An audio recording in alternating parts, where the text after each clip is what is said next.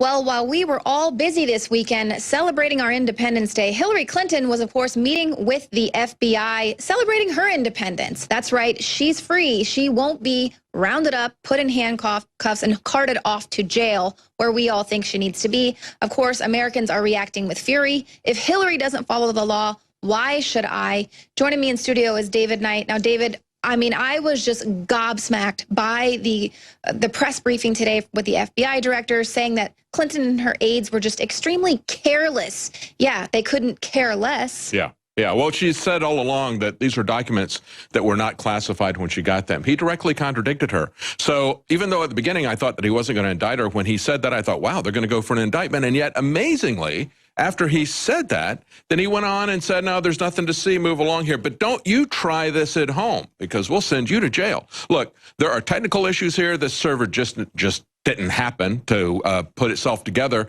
And there's also legal, ethical issues, corruption issues. This is a replay of what we saw with the Chinese. We've seen this developed. And as Alex Jones has pointed out, this could very well have just been a drop box to give her plausible deniability to pass secrets on to the Chinese. And of course, David, one of the most interesting things that the FBI director said was that no reasonable prosecutor would take this case. We are flabbergasted by that, because it seems as they've taken this particular case before in the past. So we decided to bring on a reasonable prosecutor, find out, what he thinks. Welcome to the show, Lionel, of course, Emmy award-winning television news decoder and legal analyst, as well as a licensed trial lawyer and former prosecutor. What do you think about this? Well, first of all, a couple of things here. Let me give you the official academic answer, and then we'll get to the bottom line. Number one, the prosecution has a duty to bring justice. The prosecutor and the FBI is the police department version of the prosecution. Think about it this way. The cops go out, they make the arrest, they do the investigation, then they turn that case over to the DA. The DA charges somebody with burglary or murder or whatever it is. So the cops do the initial investigation. The cops don't tell the prosecutor or the state attorney or the district attorney what to do. The cops will make a recommendation. The cops will tell the DA, look, this is a bad case, a lousy case. Here's our input. But the cops never announce, and there's no reason why this should be charged, because no reasonable prosecutor, a DA would say, whoa, excuse me, Chief Friendly. Excuse me, Chief of Police, McAdoo, Knight. Who are you to tell me? No. So that right off the bat was very interesting. So, but let me go back to what I was saying, though. That prosecution, FBI, their job is just not to get convictions, not to charge people. So that's okay. The problem with this is that there were myriad reasons why they could have charged Hillary Clinton with a misdemeanor, something other than nothing to see here, move along. Keep in mind, guys, this is in view of, or the tail end of these weird optics this week with the Attorney General and this tarmac confab with the husband of the alleged target, who himself could have been a witness, co-defendant, co-conspirator. Let me speak to that. Let me speak to that, Lionel, because, she offered as an excuse saying, hey, we just got together and talked about our close personal relationship. Shouldn't the close personal relationship be the reason in the first place that she would recuse herself even before this secret meeting at the tarmac? And the fact is that if you look at rules, isn't it true that if you've got a prosecutor and a judge, they look at why they should recuse themselves, is if you've got a personal relationship, a close work relationship, a political relationship, and it's check, check, check. All three of those boxes are checked for her. She doesn't do that, and then she openly meets with him. There is no mandatory rule for a prosecutor to recuse herself in this particular case, just like there's no mandatory reason why a judge should recuse. But my dear learned friends, you're at the highest level of scrutiny and integrity. And there are also Department of Justice rules. So let's not get too bogged down. You have the Loretta Lynch issue here, which stunk to high heaven. Right. Because what she should have done is, imagine this, Loretta Lynch says, okay, Bill, now you did it. I don't know what you slipped in my drink or what lapse of judgment I just had, But I just went in, first of all, and it looks, the optics, again, I keep saying optics, of going into this private jet on the tarmac. Well, you know, the hoi polloi like you and me, we're doing the economy class in JetBlue, and they're on the tarmacs of private jets. It looks bad. That's number one. So what Loretta Lynch should have said was, guess what, Bill? You really screwed up because I was your only hope. Now I've got to recuse myself because for the longest time, they've been asking me to step down, that they demanded a special prosecutor. And I said, no, I can maintain my detached professionalism, but now I can't. So guess who you've got now? Torquemada. You've got the worst pit bull prosecutor because of this stupidity on your part and my part. Okay, that's the Lynch thing. Now, what Comey did today was, and I'm just guessing, let's say I'm Aaron Sorkin and I'm doing a screenplay and I'm just being fanciful. Imagine this conversation. Well, Loretta, you screwed up this way. Now I've got to go out and punt it for you. Here's what I'm going to do. I'm going to go out there and I'm going to fall on the sword. I'm going to basically turn nothing over to you.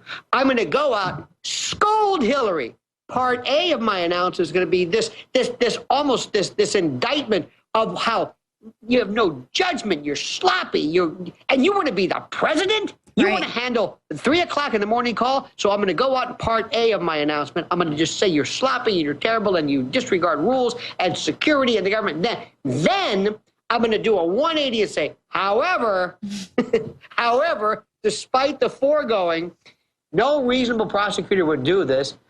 Deutsch notwithstanding, Petraeus notwithstanding, all of the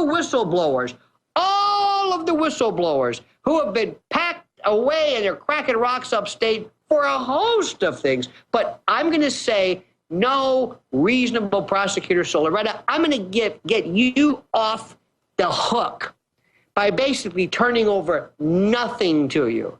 So Loretta can say, well, you heard it from the FBI themselves. So Loretta is saved. Comey is saved. And also, keep in mind this. And again, remember, my dear friends, as learned as we are, we're still civilians in this Byzantine world of Game of Thrones prosecution and that sort of thing. You don't get to be the FBI director by being a rogue. You don't get to be a guy who is looking down the road for, things like retirement, Wall Street gigs, board of directors of corporation. You don't. You know, as you look to the sunset of your career and really the big time and the big bucks, and you're a company guy, you don't get to be you don't become the FBI director by being a rogue. And I think that's what she meant. I think that's what he meant by a reasonable prosecutor, a corporate guy who's looking out for his career. Hey, if you want to be reasonable about that. Let's talk about some of the specifics, Lionel. He said, as he would lay this out, and at first I told my wife, I said, look, you look at everything that's happened this last week, and he's holding this now the day after the 4th of July, as they unrolled all this stuff over the holiday weekend. I said, they're letting her walk for sure. But then he starts laying out the criminal case. And he comes in and he says, hey, was there classified information? And then later on he says, yes, there was classified information. Was it improperly stored and transmitted? Yes, he says. But then he leaves himself in a subjective out. He says, was it intentional? Was it grossly negligent? And then when he goes on, he says, well, we didn't find it was intentional, even though she had changed the classified headings on some of these issues so that it could get transmitted into her own personal system. Right. He goes on to say later on, there's evidence that they were extremely careless. Why is that not grossly negligent when you're talking about this level of security? Look, the particular statutes that we're talking about, there was a FOIA statute, there's Title 18 of USC, United States Code, there's a host of statutes and language that talk about criminal intent, mens rea, do you have the criminal intent to do something, gross negligence. A lot of times, some of the most serious offenses that we can commit do not really involve any kind of, scienter, yes, meaning knowingly doing something, but this deliberate intent to defraud, to upend justice. No, sometimes it can be a very simple thing. For example, if you don't file taxes, if you don't pay the government, you can argue all day long as I didn't deliberately do this, I didn't intentionally harm the government. They don't care about that. You think Deutsch, the CIA director, do you think Petraeus knowingly, deliberately went to harm this government? No, that's not the point. They don't write statutes that give you a way out. Look, let me just leave you, my dear friends, with this. Let's just some kernel, some nugget of perhaps hope for justice. Not conviction, not indictment. I'm not out to see Hillary Clinton indicted or incarcerated. That's not what I want. Justice. I want equal treatment under the law. Right. Yeah. But imagine this. Imagine Comey said, well, Hillary, if you go back and listen to what I said, I told the people about my investigation of you and your behavior involving the server. What I didn't mention was this other particular statute, and that is lying to the FBI. Right. Because as you recall, Martha Stewart was sent to the Pokey, the Gray Bar Inn, the Hooskow, not because of insider trading, but because she lied to the FBI. So if you listen carefully, Hillary, what I said was that as far as you violating these server and secure transmission statutes, that's one thing.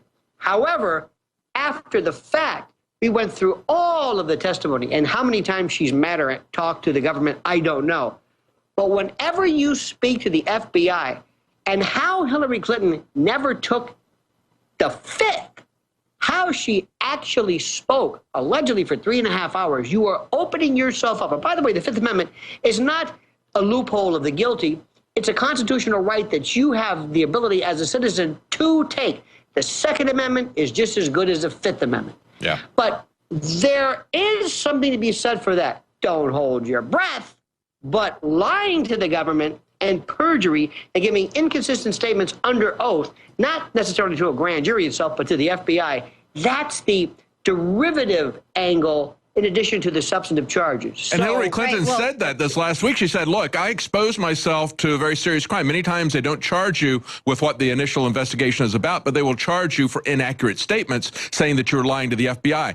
Lionel, to my cynical mind, I believe that is why Loretta Lynch and Bill Clinton met. I believe that it was a briefing to tell him precisely where they were going with this, what they knew, to make sure that she was going to have a prepared statement. This is a woman who's not had a press conference for about 215 days, and she has everything prepared and laid out for her. I think that was the point of that meeting, quite frankly, in my cynical point of view. I agree. Well, you know, they say just because you're paranoid doesn't mean no one's after you, and just because you're cynical doesn't mean you're wrong. So, my friends, as we will find out, this remains to be seen, and please accept my offer to return to these hallowed portals again to discuss and explicate this most fascinating subject. Yes. You know, Lionel, we've only got a couple of minutes left, and I just want to get a quick comment from you about his essentially don't try this at home. Right. When he finished up with this, he said, to be clear, this isn't to suggest that in similar circumstances, a person who's not running for president, who's not Hillary Clinton, engaged in this activity would face no consequences. To the contrary, those individuals are often subject to security or administrative sanctions. That's not to say that's not what we're deciding now. This is simply a special treatment for Hillary Clinton. That's what he's saying. It only applies to her. Yeah, your comment. Let's imagine right now as we speak, John Kerry decides to go to his basement or his bathroom or hall closet, put in his own server, and do exactly what Hillary Clinton did. Can he expect the same treatment? No. Is that fair? No. Is that reality? Yes. Yes. Yes. Well, what do we think about the fact that they're trying to tell us that Hillary Clinton was just that ignorant that she did this, and yet we're supposed to put her in the most powerful position? Right. Right. Listen. Is she a criminal or an idiot? Remember when President Obama was asked, do you have a BlackBerry? Well, I do the BlackBerry, but you know, I got to have a special one, and I don't do it because I got to have the special BlackBerry that they've approved, and it's secured, and you know, I'm the president, and I'd love to be able to do it to get my scores. And there was an article this week in the New York Times about how he has his own secure BlackBerry. Remember that? He can't, you don't want somebody hacking in. And by the way, final question. This fellow, this IT tech who took the fifth 125 times or something, took the fifth for what? If Hillary Clinton did anything wrong, why did he do anything wrong? What is he taking the fifth for? And I think that's a key point, because when you say that it wasn't intentional, it just didn't happen that she had this complex setup of private security. She was putting her own personal secrecy above national secrets. That was what this is all about. Exactly. Imagine David, you and Leanne are involved in something. Leanne goes into a one room. She's investigated by the FBI. She takes a fifth 150 times. You answer all the questions. You walk and she says, what the hell did I take the fence? Wait a minute. Something's not right here. Well, it just seems like all around in every direction, they really do not care anymore what this looks like to the American people, because we all say it stinks to high heaven, but they're just letting us know that they can do whatever they want. They're above the law. Let me leave you with this one. Here's the way the Clintons think. When they do something, when they get away with it, they don't want to get away with it. They want to get, they don't want to get away with murder. They want the murder to be done in the 6 o'clock news with 1 million cameras to say, see?